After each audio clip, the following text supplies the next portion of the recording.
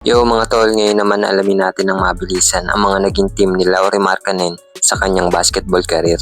Bale nag-high school siya sa Helsinki Basketball Academy sa kanyang bansang sinilangan na Finland.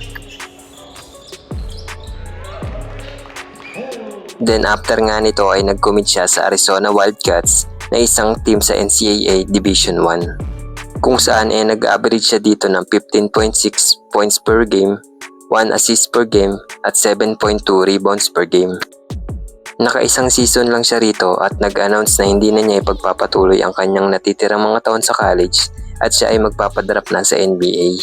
Kaya naman noong 2017 ay nadrap na siya bilang 7th overall pick ng Minnesota Timberwolves.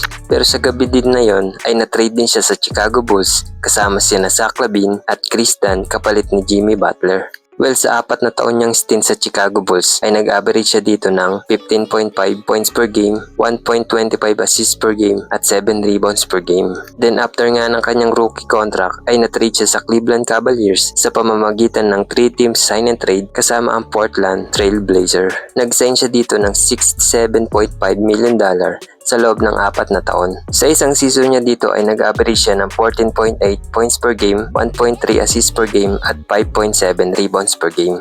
Tapos noong 2022 ay na-trade siya sa Utah Jazz kasama sini Ochai Agbaji, Colin Sexton, 3 first round picks at 2 pick swaps kapalit ni Donovan Mitchell. Dito din yung time na siya ay naging all-star dahil siya ang naging first option ng Utah Jazz. Sa kasalukuyan ay meron siyang average na 24.4 points per game, 2 assists per game at 8.4 rebounds per game. At dyan na nga natatapos ang ating video mga tol. Baka pwede makalambing ng like and subscribe nyo para sa ating maliit na channel. Maraming salamat.